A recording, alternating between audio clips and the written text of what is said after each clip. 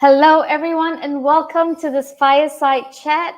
I am Jenny Vaz, your host for the day. This is the Inspired Connections book launch, 17th of March. Woo! And today we have the wonderful honor of meeting with one of the authors in the book, Kes Wickham St. George. Hey, Kes. Hey, how you going? Wonderful. How are you feeling today? Excited. It's just excited. Excited? Yeah. This is not your first book, is it? No, no, it's not.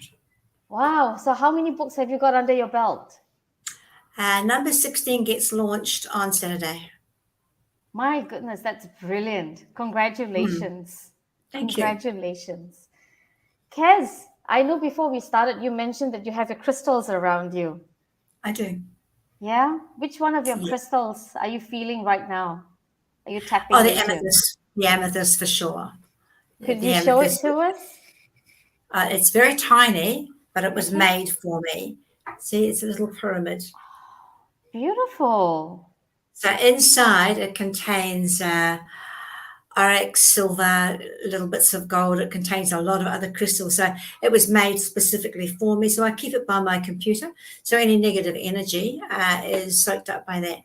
In fact, it's looking a bit dull, so it needs to go out in the moonlight. Definitely, definitely. Thank you for sharing that. So, Kes, tell us, who is Kes Wickham St. George today? Complicated. Kes Wickham St George is an authority in writing with 16 books. Some of them anthologies, children's books. I find the exciting part about my journey in writing is making corridors, which is helping other people write their story, editing their books, and it's all just one big corridor. There's many doors. Going over to Japan, making an anthology book between Japan and Rockingham, joining in a couple of anthologies here, including the one that we're talking about today. So that's who Cares is. I really care about people that write because words have power and we need to know how to use those words. Even that in biblical, in the Bible, it says, I think it's the tongue can be used as a sword. My parents, both being ministers, always administered that to me, that, if you're cruel with your words, and I have to say that being truthful isn't being cruel. Okay, people think, oh, well, she's being cruel, but sometimes being truthful, as long as you watch what you say and how you put it to other people, it's not cruelty, it's actually serving up with kindness. So it's to me that's who Cares is. I care about other people deeply. I care that our stories are told. I'm a genuine storyteller. I love my story time, and I just want people to know that their words do have power, and it's time that we spoke up, especially as a woman. Hmm. What was interesting for me when I was reading your chapter was seeing how you went through you went through each period of your life and you had a profound reflection on them, what you took out of them.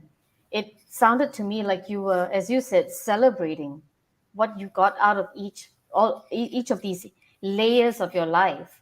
When you were writing your chapter, Mhm. what was profound or prophetic for you?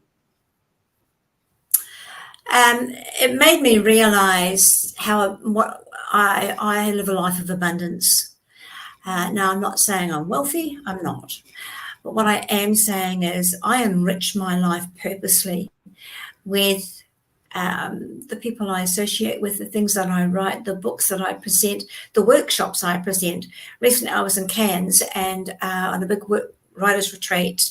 It's called the Cairns Writers Tropical Festival, Writing Tropical Festival. And listening to the authors there, always inspiring. So listening to people that have come out of Africa and the poverty there makes you realize that you might not be the wealthiest of people that you know of, but you live a life of abundance. I'm just so grateful that I can walk out in my backyard, pick a fig off the tree, sit in my garden, swing in the shade, pick some fruit off the tree and have it for my lunch. these things are abundance, and I don't think we are grateful enough for what we have, which is the simplicity of life. Wow. That's what I was trying to point out in this book. If you keep it simple, in the KISS method, you realise, and in the book, as I wrote it, I thought all this has happened to me, but it's all guided me like a big tree with many limbs, and I've gone down each limb and thought, no, that's the end of that limb. I've got to go back. So it's guided me to who I am now, and no doubt within 5 years' time, if I'm still around, it may change. I don't know. Do you feel that this might sound like an obvious answer to our listeners? I'm curious. The person you were reflecting on your life maybe 10, 20 years ago to how you see it now, has that changed? No. It's just a lesson. Be grateful. Just be grateful. Look, Jen, there have been times in my younger life I have been so personally threatened by the circumstances around me, physically threatened. And yet I've walked away physically unharmed, but emotionally in a turmoil, and getting through that, learning that there is no shame in having PTSD. It happens to a lot of people. We just don't realise it. We think, oh no, I've got to battle my way through this. You don't. I will say that quite loudly. You don't have to battle anything. The simple thing is, in my life, is I was fortunate enough to have a doctor that understood, and a family that understood that I was emotionally in turmoil. And so once I discovered that and went about the ways of healing myself, which was through journaling, and it wasn't difficult. It was accepting the fact that these things happen, get on with it, do your best to get over it, and if you don't, then seek help. It's wonderful that you talk about how you got your family to support you through that time. And do you think that as a result of having that support, that's what's helped you to now help women to share their stories? Is that the difference that you see? It actually broke my family up. So to be honest with you, I have 2 daughters that very rarely contact me. And when they do, it's an honour and a pleasure to talk to them. But you have to realise that as you grow up into adulthood, you make certain choices, and it's their choice. They don't approve of my writing, so therefore put it in the book. Really and truly, you have to make up your own mind, who's going to approve of you, or do you approve of yourself? And that's the big one to get over. Do you actually approve of yourself? Do you like yourself? Do you look in the mirror in the morning and think, you're pretty hot? Let's get on with it. I like you. I love you. Look in the mirror and say these things. Look in your eyes and see what's there. People think this is all gobbledygook, but it works. It does work. Gobbledygook works. Absolutely. When did you start that practice with yourself? Oh, in my 40s. I was subject to being part of a pyramid, or my husband was. He was part of a pyramid sales thing, but they had Zig Ziglar as their mentor and guide. And I soaked his messages up like there was no tomorrow. I soaked his quotes up. I love being positive and motivated. And then the organisation I was working for as head tutor realised that I was actually passing on these messages to my class. Right. And we would take it apart and discuss what it actually meant. And then they asked me to write a book, my very first book, on motivational quotes and sayings, and leaving like a little bit of a journal underneath. Now that, I believe, so I was told about a year ago, is still being used in some of these special schools for adults that feel unemployed, that they have some sort of mental issue.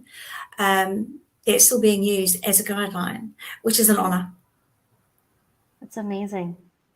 So your work on yourself led you to to this opportunity where you were able to pass on the gifts that you had learned in the book that's now That's right. helping people till today.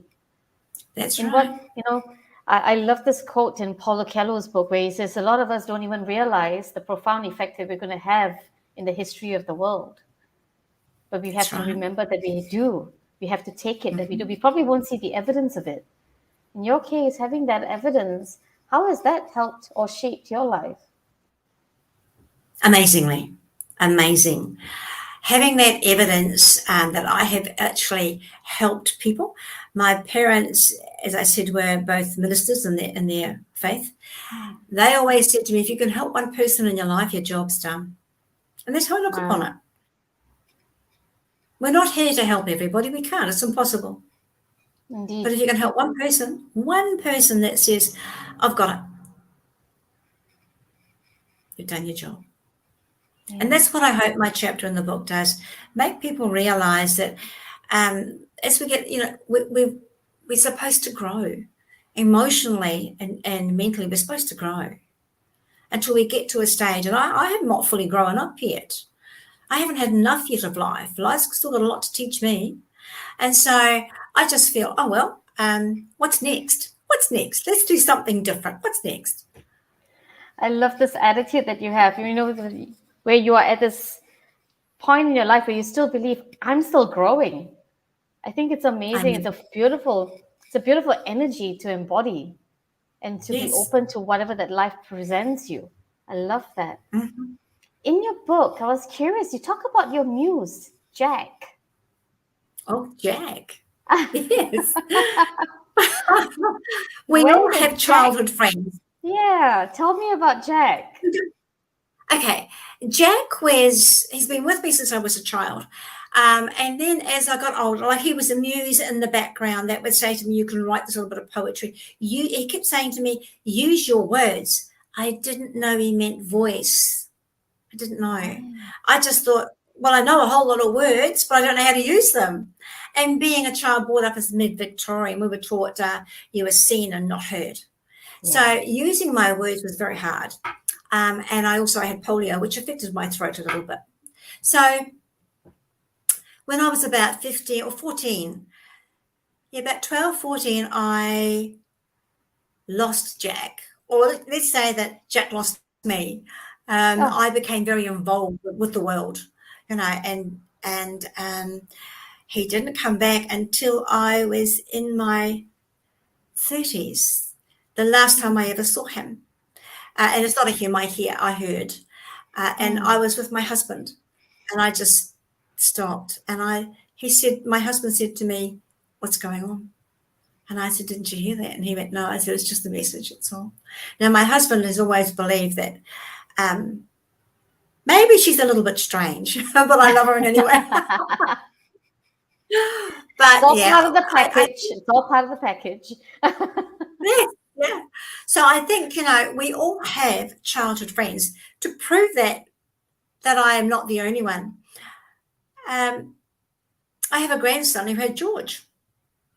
He had a pretend friend called George, and he would set the table, and he would not eat until George sat at the table. We couldn't see it, but I believed him. So the table was set with a little bit of food on the plate with a knife and fork, because that's what my grandson said he needed. And that's what he got, because I believed him. And when you believe another person, they say, well, I have a spiritual friend, no matter how they mean it, just, okay, that's what you've got. Yeah, awesome. So 30s was the last time you saw or heard Jack? Yes. Yeah. Jack left me with the knowledge that I'm good at what I do. And I was a teacher then. So I'm very good at what I do. So when I left teaching through having an illness, I went into writing full time, straight into it. None of this, I'll give it a little jab here and there. I knew I had a gift. I knew I had to tell my story. And I started off by telling it in children's stories. And then I progressed up towards writing trilogies about life, because we have travelled immensely. We've seen a lot of life between my husband and I. And amazingly enough, when you're a storyteller, now my husband and I, we've parked on the Nullarbor quite a few times with a caravan. People come out the bush, and that's the truth. You might not see them. We'll have a barbecue going for our dinner, and someone will arrive out of the bush, and you don't know they're there because it's very spacious out there. So yeah, I don't know where they come from. We offer them food, we offer them drink. They sit and tell me their story, which is nearly all of my books about the different stories I've heard, and then they go. And there's no saying, oh, where have you been? What do you do? They just tell me their little story about how they've survived, what made them live out there. Sometimes it's sad, sometimes it's glad. I'm not the judge, but I do take notes, and I do tell them I'm writing notes because I need food for my stories. I need to be fed. For the context of those listening in, tell us about Nullarbor, because not many people will know what or where it is. Okay, Nullarbor is the road that connects WA to Sydney, more or less. And so until you get into going through the different cities, it is a huge, huge space. It is kilometres upon kilometres of nothing, just big bush trees. And there's lots of little alleyways you can drive into and park overnight, or as I know from the story, some people go even further. They go even further into the bush, and that's where they live. They've set up a caravan, a home, an awning. They've set up everything there. And when I asked one woman why, she went, I'm mortgage free. And I thought, you're stress free, actually. Freedom. She had no bills. Yeah, she had freedom, complete and utter freedom. And that was her choice. And so the Nullarbor is kilometre upon kilometre of nothing except bush. Miles and miles of just bush. And on one side you could be having a storm, and on the other side it's lovely and sunny. That's Australia for you. It's incredible. Australia is incredible. It is. Thank you for explaining that.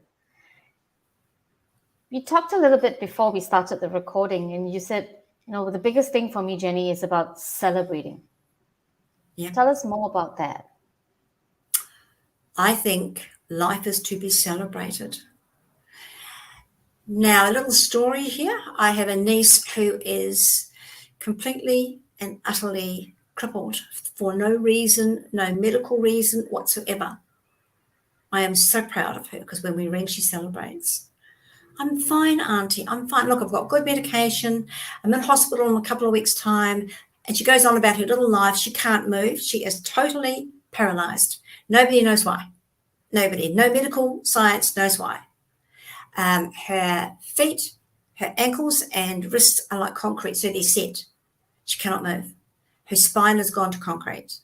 So hearing her celebrate her life, who am I to say, I feel like crap today, I'm not going to do this, I don't want to do that, don't want to do this, I don't feel well. Let's celebrate. The world is a beautiful place. It really is. And there's always someone out there that you can talk to. And there's always someone. Find that someone. Don't make it a chore, but ring a friend up and say, do you want to come over for a cup of tea? Ring a friend up, or have them make sure you get in touch with them at least once a week. Celebrate your life as much as you can. We are not here for a long while. It's just a drip in a bucket of water. Let's make the most of it. Amazing. As you were saying that, I was asking myself, gosh, Jenny, how often do you celebrate? How often do you celebrate? You've got a lot to celebrate. Yeah, indeed. Celebrate every day. That's the conscious awareness. Yes, celebrate every day. Do you know how I celebrated this morning? Go ahead. I went for a massive beach walk of 5,000 steps, and then I sat in the back of our Jeep, and my husband had bought a thermos of tea, and I bought 2 great big sugary fatty cinnamon buns, my treat for the week, and we sat on the beach and we had breakfast. There you go. Celebrating. There you go. It's the little things. It doesn't take a lot, does it? It's the little things. Yeah. Who is your go-to person other than your husband? Who is your go-to person? I would say I have 2 very good friends. They're not in the publishing world at all. They're not in the writing world at all. They don't like to write. Was that intentional? Pardon? Was that intentional? Yes. very much so. One of them has been my friend for 20 years and the other one about 15. They both know what I do. They both celebrate me. But when we get together, we don't talk writing. We go to the movies. We go and have lunch. We get together for a dinner, wherever it may be. We celebrate. Wow, that's amazing. Would you say, to the listeners catching this recording, not this recording, this session, what is it one thing that you want them to take away from reading your chapter? That we grow. That we grow and allow that growth to happen. Don't think I'm too old to do this, or I'm too old to that. You're never too old. I'm in my middle 70s.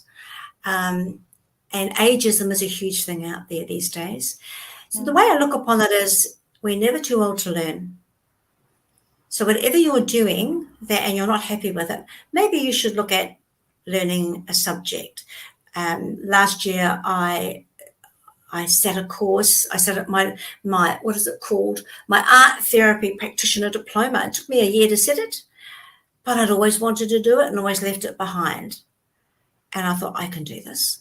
So apart from writing a couple of books, an anthology and a book of my own, I did a course. There's always something. There's so many groups out there that will welcome you from 50 plus, that go to the movies, go out for dinner. I mean, when I first came over to Australia, I was on my own because my husband worked up in the mines. So I had to find these groups. I had to make sure that I didn't fade away to nothing. I don't mean physically, but mentally and emotionally. It was, I had to find these places, and they were there, more so than in New Zealand, where I come from. I found that all I had to do was in Perth, go to Trinity College. They have a seniors college there, and there was every single subject you could ever wish for. And I used to run from class to class. I was so excited about learning so much more. Philosophy is one of my favorite things. So, yeah, I used to be first seated in the classroom like a good little girl. But, with your shiny apple? No, 3 lollies like missiles, because she was a great teacher. So there's this there's this unquenchable thirst in you to experience life, to learn, to grow, to connect, to engage, to share. I'm genuinely curious, like, have you always been this person? Always.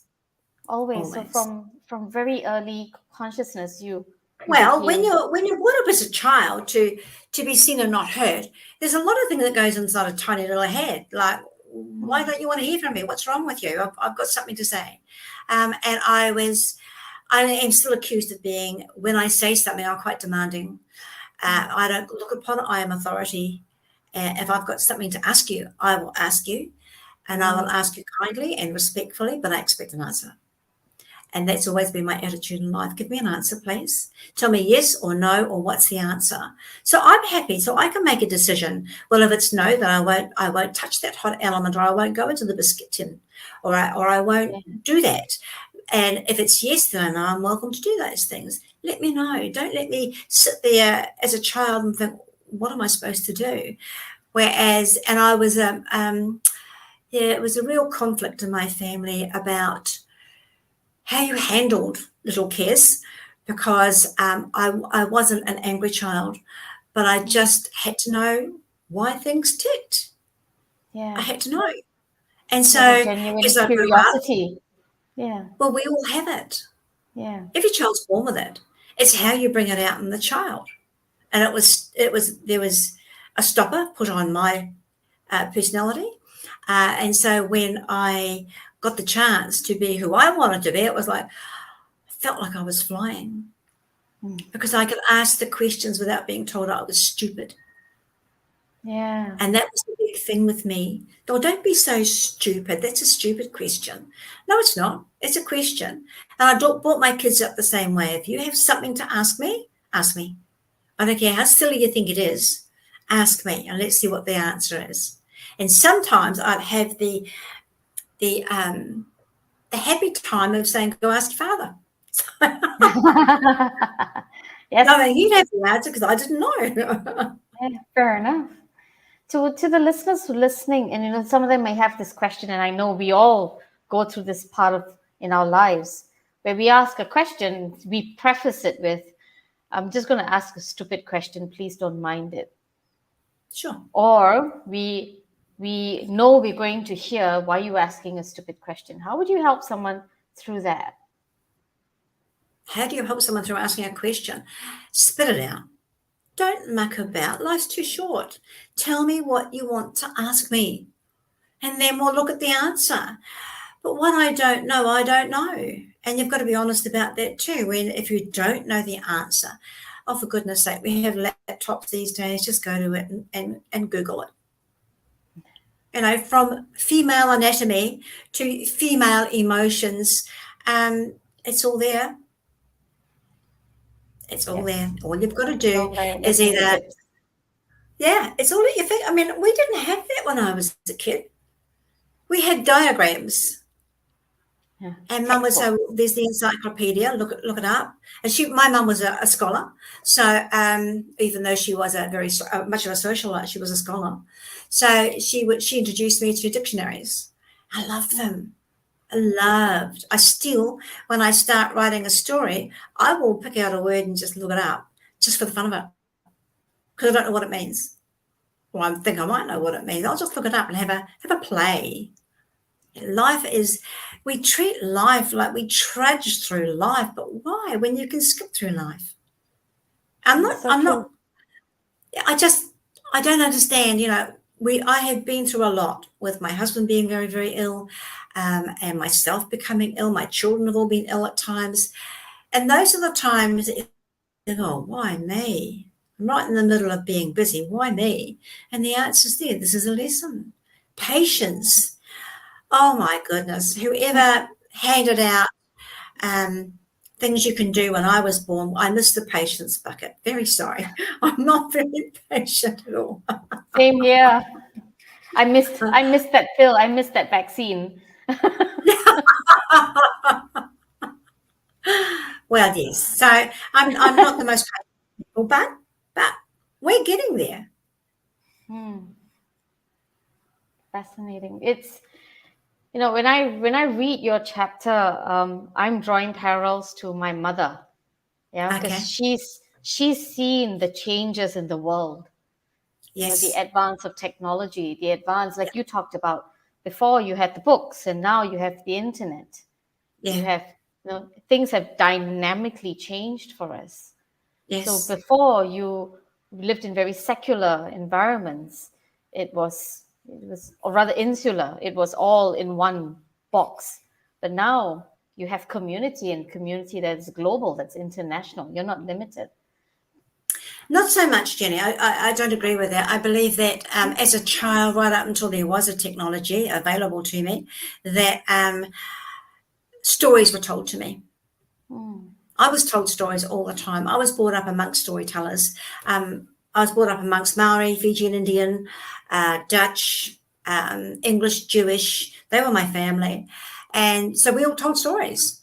Now, all of a sudden the internet's here, and so there's no actual storytelling. Yeah, or just go to the internet and look it up on the internet. To tell a story, you've got to have the context and the subject completely right.